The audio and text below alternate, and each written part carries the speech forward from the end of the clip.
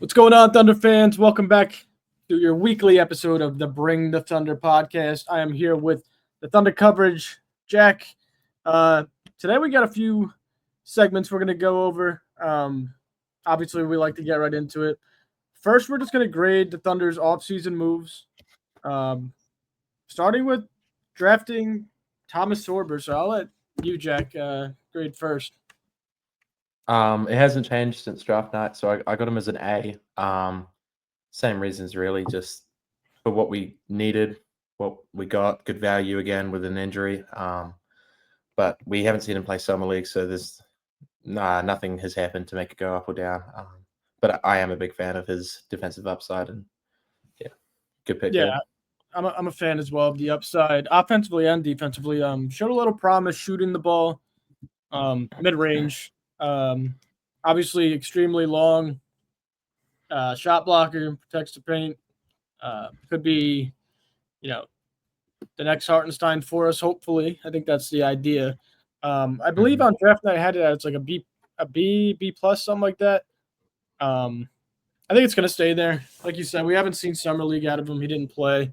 But he looks like a prospect that would fit with this team, which is exactly what OKC needs. Is just more players to fit their role on this team for now.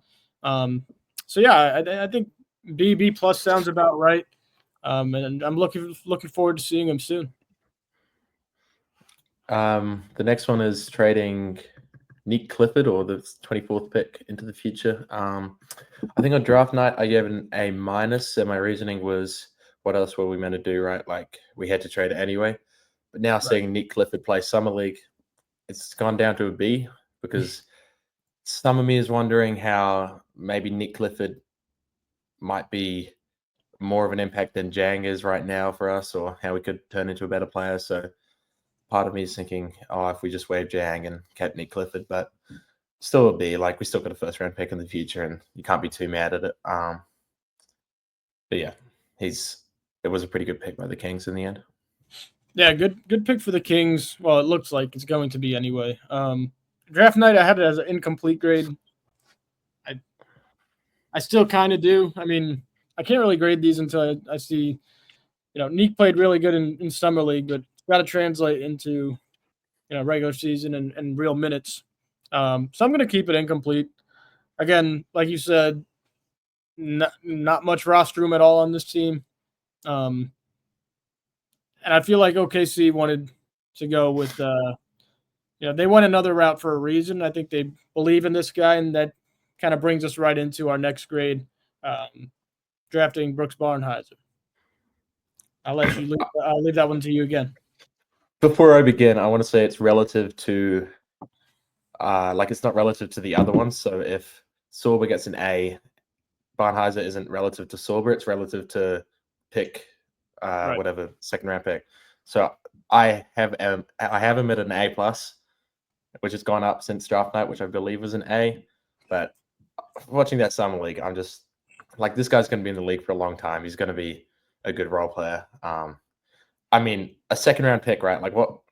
This is like on the Aaron Wiggins level of second round picks. Like, this is a great second round pick, or shaping up to be a great second round pick. This is obviously a summer league overreaction, but man, he was averaging 7 steals for a solid 2-3 game stretch there in summer league. Like, as for second round picks, I think A plus, because we couldn't have done any better. So that's my reasoning for an A plus. But like I said, Sorber's an A and he's an A plus, but they're different relativities. Right, to the pick itself. I honestly don't remember what I had this graded as. Whatever it was, it's gonna be higher now. I'd still say like B. I think he's he plays really hard, plays good defense, knows he's a smart player. He still has a lot to, refine and refurbish, and develop. But I could see it. I could see why you think this could be on the Aaron Wiggins level type draft. Second round pick. When you're in OKC, if you play hard like this guy, you become a fan favorite pretty quickly. So I believe that will be him, especially being on a two-way. Hopefully, getting some minutes as we're dominating teams throughout the season. So I like it. I'm gonna keep it as a B. But I have, yeah, like I'm rooting for the guy for sure. It's also good that like we're in a spot where we're not relying on this pick, so it makes me feel a bit better. Next up is trading Dylan Jones. Sad to see him go, but we didn't see much from him during the season, and we needed that roster spot for Thomas Sorba, so I gave it an A. We had to give up a second-round pick, which isn't great, and we already gave 5 second-round picks to acquire him in the first place, so basically 1 year of Dylan Jones costs 6 second-round picks, which I'm not a fan of, but right. Presti shot his shot. At least he moved on when he did, because you wouldn't want Jang and Dylan Jones taking up 2 roster spots, because they could be something, and just Thunder fans getting frustrated with that. So, right. Yeah, just an A. He did what he needed to do. Yeah, he was he was good for the team last year. Obviously, roster spots are hard to come by right now in OKC, and somebody had to be the odd man out. Jones ended up being that guy. I don't really have a grade for this. It just had to be done. It's kind of irrelevant. I mean, we love Dylan Jones as OKC fans, but I feel like it's just somebody had to go, and it was going to be somebody that didn't really play and have much effect on the team. So I'm not going to end up grading this one. Kind of just, it's a fine move. It had to be done. Next, I have extending Shea. I think this is going to be. We've talked a lot about it, but A+, obviously. Yep. No, I don't want to sound like a broken record, but he is. We did what we had to do again. MVP, whatnot. Give him the money. Yeah. Pretty simple. Definitely. Give him the money. Lock him up as long as you can. Anytime you can extend a top 2 NBA player and not let him get to free agency, like we have in the past, is a great feeling. He's only getting, he hasn't even reached his full peak yet, which is crazy to think about. A+. What else can you say? The guy's a magician with the ball, a great player, a great human, and a great leader for OKC. And he's already got us 1 chip. Now we got 5 more, 6 more years of this. So sign me up for that for sure. Next up is extending Shet. I have an A. Still did what we needed to do. Had to lock him in, give him the max. I'm cool with it, but it gets a bit tricky with the cap space and everything we've been talking about. But he's not quite on the same level as it's not quite on the same level as extending Shea, I don't think. Yeah, I agree. I actually gave this one an A-, which is still a great grade. Don't get me wrong, but I feel like Chet is extremely valuable to this team. We don't win anything without him. And obviously he hasn't even he's played 2 seasons, right? So like 1.5 really. He had 1 full season. He was out this year. He was out his whole rookie year. So that's the only like kind of thing where it's like, okay, you're maxing out a guy who's only had 1 healthy season out of 3. But I mean, if he stays healthy, he's one of the better players in the NBA. So sign him up again for till about 2030, 31. Keep the team intact. A- for me. Next up, we have extending J-Dub. I have an A as well. He's second best player, 40 points in the final, just the man, I guess. But did what we have to do again. I think this offseason has just been doing what we have to do. It's been very predictable, and I mean, Presti hasn't screwed it up, even though it'd be pretty hard to. But yeah, I was gonna say predictable is a good thing here. but I give this an A+. I love Jalen Williams. Again, another guy who's only played 3 seasons now. So, he was drafted with Chet. A+ for me because he hasn't even scratched the surface yet, and he's already put a 40-point game up in the finals. He's already one of our better playmakers on the team. He's super athletic, all NBA all defense, all NBA, all star, 24, 25 points per game in the finals. Fantastic road play against Minnesota and Indiana. It doesn't get much better than J-Dub in the league, period. And, locking him in as well to 20, 30, 31, keeping this big three together. It's an A+. This guy, I expect, we'll get into that a little bit later, but I expect another huge jump from him next year to shoot him up into, superstar area, and locking him up is A+ move for sure. Extending AJ Mitchell. I have a B+. I think the contract is it 3 years, $9 million, which I think is really cheap for what he is. He was really good last season. Hopefully, obviously he'll get better because he was a rookie, but I think especially when these contracts kick in, he'll be very valuable to us on that contract. So I got a B+. Yeah, I like this one as well. I'm gonna say A. AJ showed a lot of potential in the Summer League for sure. He looked too good for Summer League almost. He showed a lot of potential in the regular season last year. Obviously had that foot injury, kept him out a while. Wasn't able to finish out the regular season. Came back in the playoffs, but irrelevant minutes really. But including last year, you're pretty much getting 4 years of AJ Mitchell for $9 million total. Great signing, great contract, team friendly. And if he blossoms into a great backup point guard to Shea, look out. He also has shown that he can score, play make, shoot the ball. 4 years, $9 million pretty much. I'll take that for sure. Definitely. Extending Jalen Williams, Jay Will. I don't want to say the other Jalen Williams. But, I have it as an A. Again, just doing what we need to do. He's a big piece of the puzzle. Just a glue guy, really.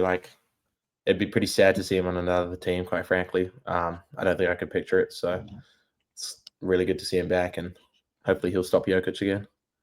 Yeah, no way we could have let him walk. He kind of earned that. He got 324, right? 3 years, 24 mil. He kind of earned that extra $2 million per year in that Denver series. We could have gotten this guy back cheaper, but he came up huge in that Denver series, guarding Jokic, big time threes, obviously a triple-double machine when he starts in the regular season. So getting him back, ultimate glue guy, really good player. It needed to happen. I would have been very concerned if it didn't happen. Keeping him with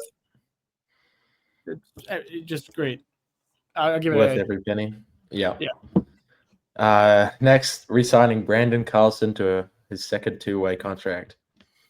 I have him a bit of a joke, but A++. I think he's got to be one of the best two-way players in the league. He's too good for a two-way, really. He could be a rotational big man.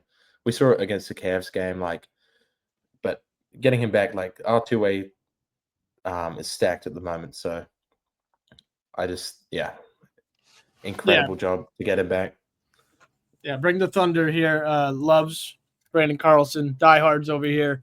A+. This guy, like you said, is not a two-way player, but he is for our team. We were able to do it. Had him on a two-way last year, got him back on a two-way, which I don't think I was really expecting. Good depth piece to have in case, something crazy goes down. Showed flashes, like you said, in the game against Cleveland, played very good in the couple games he played in the Summer League this year. Outstanding getting him back on a two-way. Really didn't think it was going to happen. To round this segment off, we have the two ways that we let walk Flagler and Dukas. It's pretty irrelevant, a bit like the Dylan Jones trade, but it's pretty hard to grade, really.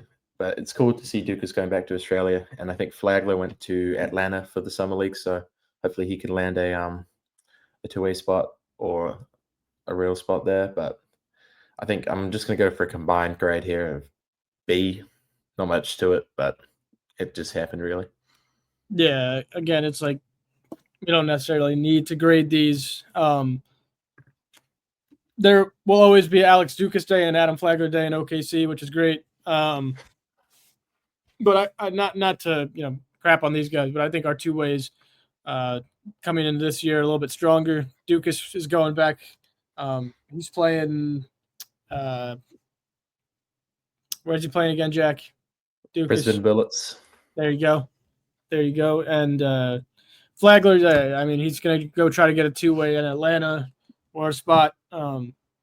Wish them nothing but the best, but it was just like Jones. It kind of had to be done. Yeah. All right. That wraps up the offseason move so far. I wanted to add one more that hasn't happened yet.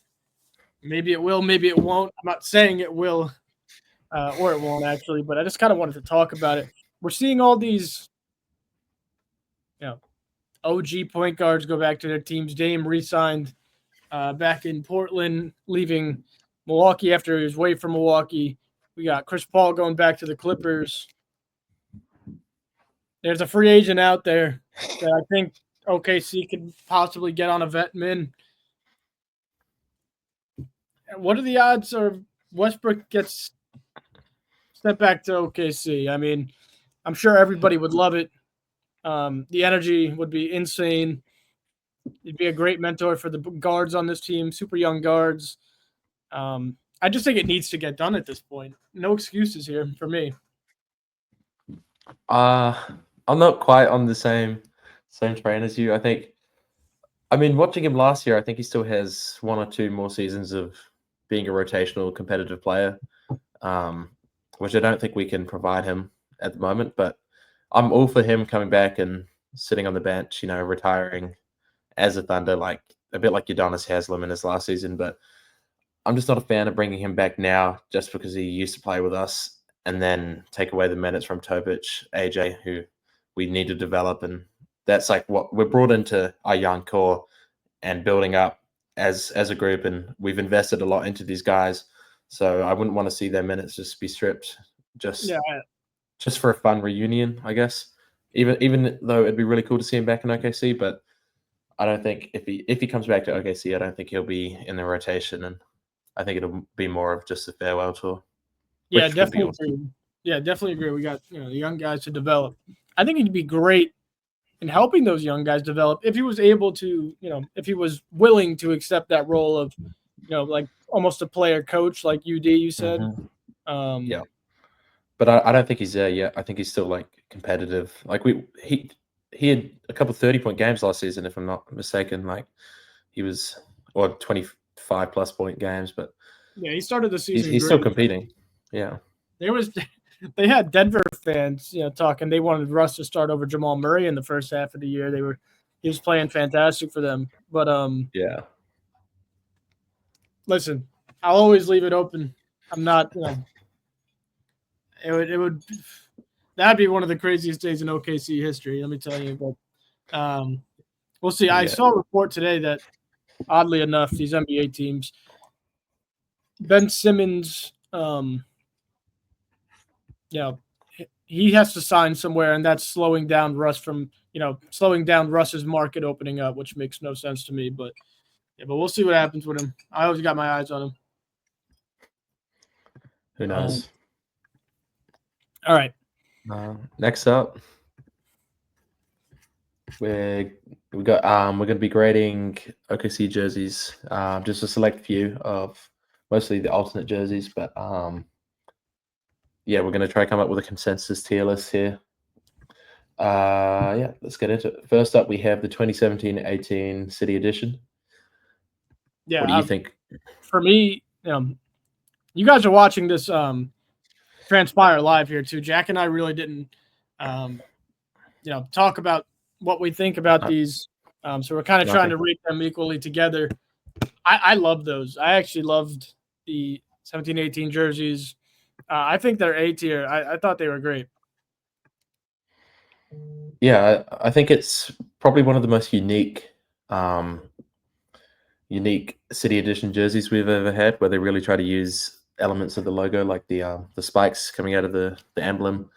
So, but for me, it's B. But I can agree with A if you're not going to budge. But no, I mean I'm flexible. I loved them, but I actually liked a lot of these jerseys. So yeah, you can throw it in B. I'm looking at. All right, next up we have the 2020, 2021. Would that be them? Yeah. The only thing I remember about these is Pokashevsky wearing them, really. Yes, a very washed out jersey. Not a lot of memories with that jersey just because of where we were at as a team. I actually didn't mind the jersey itself. What do you think? In terms of jerseys, I don't know. In terms of jerseys, it's quite a nice design, but then again, it kind of looks like a G League kind of design as well. But G or C for me. I'm fine with like a C. Yep. Also adding in that the season itself wasn't too friendly to OKC. I'm fine with a C right there. Mm-hmm. All right, next up we have the 2018-19 City Edition jerseys, which for me, I'll just go straight ahead, is automatically S tier. You got an S tier. I'd like to hear a rebuttal, but yeah, I enjoyed them. I think more of an A tier for me. Good season with them. Wore them pretty often. Yeah, I don't have it S. I have a few others down here on this list that could go S. Not over, I can't choose that one over a few of these others. But if you want to throw it in S, I'll try to persuade you as we go on. We'll see. All right. Next up, we have the 2021-22 City Edition, the all white. What do you think about those? I absolutely love the all white. I love the all white. Again, not a fantastic year for the team. Mm-hmm. I would love if they would bring them back. I know they're not going to. But that's S for me. I absolutely love that jersey. I think all white and OKC look fantastic. Your thoughts? Yeah, it's pretty hard to disconnect them from the team that they played with, because obviously thinking of that season, there's not much highlights to it. But yeah, I can get behind S. They're really, really smooth and clean, and they don't look like a G League, and they're unique. Like, I think a lot of times, I mean, we'll see it a bit later, but our jerseys have been pretty down, looking the same year after year. So I think those are pretty good. Next up, we have these ones. What do we think? Those jerseys was a good time. That was still Durant and Russ. I didn't hate them. I didn't love them. I'm fine with an A or B there. They're solid jerseys. I like the navy-ish blue. It was good seasons with them, so B or A is fine by me. Yeah, I think they're quite nostalgic now. I'm seeing a lot of Steven Adams jerseys being sold in this, especially here in New Zealand. But yeah, I'm cool with B. I think as a jersey design, they're not awesome, but I think there's a lot of letters going down one side and not much else to it. It's pretty basic, but yeah, I'm pretty happy with B. We have this year's City Edition. What do we think? Yeah, the team loves it. Seem to wear it often. I don't know. I don't know how much the black works for OKC. We won a lot of games in them. Mm-hmm. What do you think? I'll deflect to you. I'll defer to you first. Yeah, I really like these because, I mean, it is the third season in a row where we've had a black-based uniform, but I think the third time's a charm because they perfected it on this one. The blue on the side is really nice. it's got some good elements, and it really utilizes the yellow, which is one of the OKC's colors, but we never see it. So I'm pretty high on them. I think in between A and B, but I'm fine with A. I think yeah, we they're really clean, won the and championship this year, so I think it works. and when the players accessorize with the black headbands, black shoes, I think it looks really sleek, especially on the NBA Cup courts. I think that Yeah, was really cool. definitely. Next up we have 2020-21 City Edition. Yeah, absolutely hated it. I think it's ugly. D tier for me. I just did not like these jerseys at all. Yeah, I can get behind that. I just really think of Lou Dort when I see these jerseys. I think that's the only thing that really comes to mind. But in terms of jerseys, they just don't really look like an NBA jersey at all. No, Quite frankly, like I don't really know what's going on, but yeah, not the best design. Next up, we have the 2017-2019 statement jerseys. I think for me, this is very similar to the City Edition from that year or the year after, the one that I had in A, possibly S. So I'm around that range, but yeah, I definitely agree. Definitely agree. Those are solid jerseys. I'm good with A for sure. You know, it's oddly enough, I kind of think of like, for some reason, like Alex Abrinas is like the first that pops in my head. Shout out the GOAT who just retired. Yeah, I see it. I see a bit more of Carmelo maybe, or Paul George. Definitely. I guess that makes sense. Except we have 2019-2020 City Edition jersey, or should we just call it the Chris Paul jersey, really? But absolutely the Chris Paul jersey.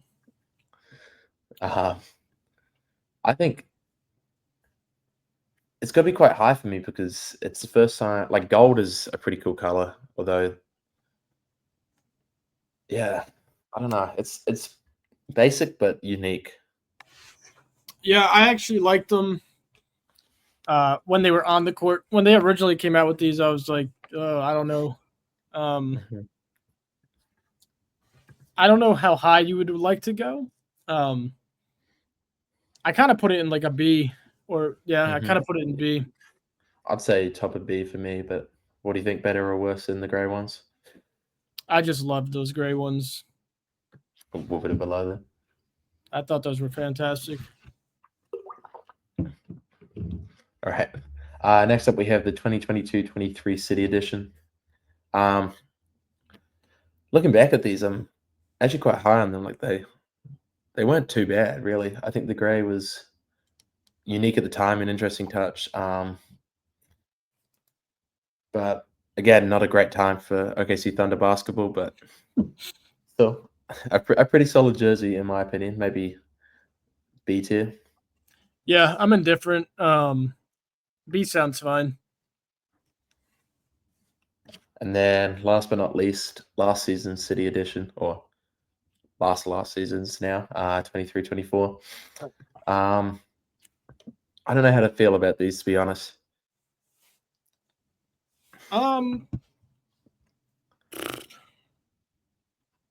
kind of like them in C. Yeah, top of C for me. I can see that, but wasn't my favorite. I think this year's blackout jersey is a much better upgrade than this one we're looking at. Pretty solid list, I think. Any discrepancies or anything you don't like?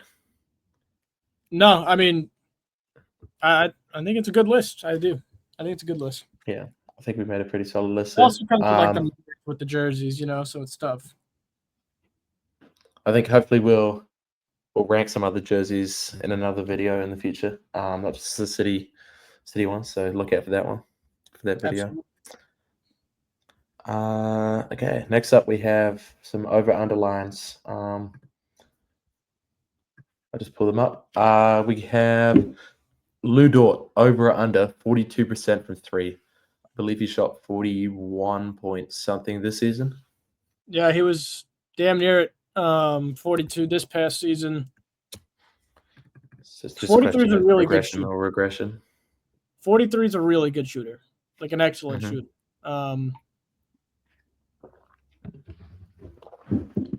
It's tough. It's a good line. I think I'm going to go a little bit of a regression, maybe around 40%. Hopefully he sits around because 43 puts you up there. So hopefully I hope that he sits around 40%. I'll take the under though. Yeah, I think I'm going to take the under as well. Just, I don't think he'll improve. I don't think he'll regress too much either. But I think coming into last season, he wasn't exactly known as a consistent shooter. Like he's put a lot of work into his shot. So I think now the scout will change on him, and people will be more aware of his shooting. And Absolutely. I think that'll be more addressed for the players. Yeah, I mean it was 40. It was about 41 point whatever, like you said, throughout the season. Then he struggled early in the playoffs, but then really turned it on towards the end in the championship as well. So, like you said, people aren't going to be leaving him, as open as they have in the past. So, a little bit of a regression, but nothing crazy. Hopefully. Next up, we have Shea over under 51% from the field. Over for What me. do you think? I think he gets over. I think the next step for Shea is about a 50-40-90 season. He improves that 3-point shot to a 40%. I know he's going to stay over 51. I think 50-40-90 is coming up soon for him. Yeah, that's a good point on the 3-point shot. I think his field goal percent is mainly just tanked by his 3-point shot at the moment when he's shooting 8, maybe 12 threes in a game. So now that I'm thinking about it, originally I was maybe leaning towards under, but he is one of the most efficient scorers of all time. So I'm going to confidently say over now. Yeah. Next, we have Casey Wallace, over or under 1.9 steals per game. I'm going to let you go first on this one. I'm going to go. Well, the reason I made this was because I didn't know. Well, I'm assuming he's going to be getting a bit more minutes, possibly starting some games based on what we saw in the finals. And he's due to take another leap in progression. I think he averaged 1.5 around that mark last season. I believe it was actually like 1.8, 1.9, 1.8. I'll double check on that, but I believe it was like 1.8. Definitely could be. So yeah, I think this is the toughest one I've made, but I think I'm going to go over 1.8. Yeah. I'm going to go over just because I guess there's an argument that the team defense will be better, but so it'll be more shared around a number of players, but I think his leap will solidify that hopefully. So I'm going to go over. 2 steals a game is fantastic. And I'm expecting more minutes as well this year. Give me the over as well. I mean, the dude's an animal on the defensive side of the ball. He never slows down, reads passing lanes, guards one-on-one. I'm going to take the over. If there's more minutes, it's going over for sure. Next up, Hartenstein, over or under 9.5 rebounds per game. I'm just going to go over, plain and simple. I think if he's not starting, he'll be sixth man or should be. And we are notoriously pretty bad at rebounding as a team, so he picks up a lot of that slack. So I think when he's on, he'll make the most of rebounding, and he knows his role is mainly to rebound on this team and set screens. So he's confident in his ability to do that and knows that that's what the team needs. So I'm going to go over. Yeah, this year he was sitting at 10.7 a game. You add Sorber into that mix, but I still don't think that affects him to fall under 9.5. I still think he should be around double digits. So I'll take the over as well. Okay, next up we have J-Dub over or under 5 assists per game. So I think he was sitting at 5 or maybe 4.5, but some factors 5.1. 5.1. 5.1. That's right. And then some factors are that Topic and AJ are coming in, so they'll be doing a lot more facilitating this year, whereas we didn't have either of them for most of last year. So it was mainly on J-Dub to be the secondary facilitator, which he did a great job of. So I'm going to go under just based off the idea of Topic coming in and doing what he's meant to be doing. What do you think? This is super interesting for me because he averaged about 21.6 points per game. I'm expecting a leap to like 25 points per game. I talked about this in our past videos. I think he's going to be hitting about 25 a game. He was at 5 rebounds and 5 assists last year. If the points go up, does that make the assists go down a little? I'm not sure. I think he's going to be ultra aggressive all year.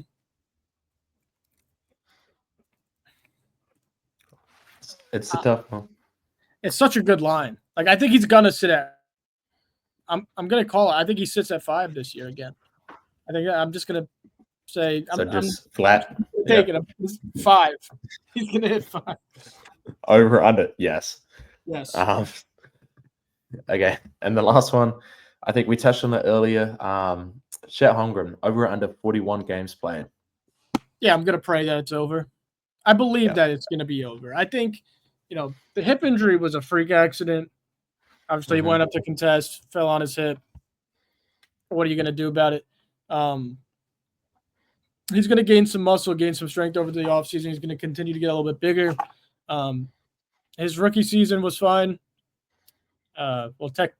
His first season was fine. And then obviously his rookie season, the foot injury, but that was freak too. That was in like Pro-Am with LeBron James and stuff.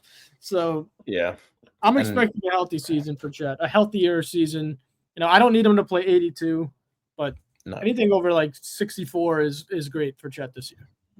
Yeah, I'm taking the over. I'm hoping it'll hit as well because he's a big part of the game, and I think he only played 36 games last year, which is insane. Pretty insane. Like thinking about it, like only 36, and we still finished.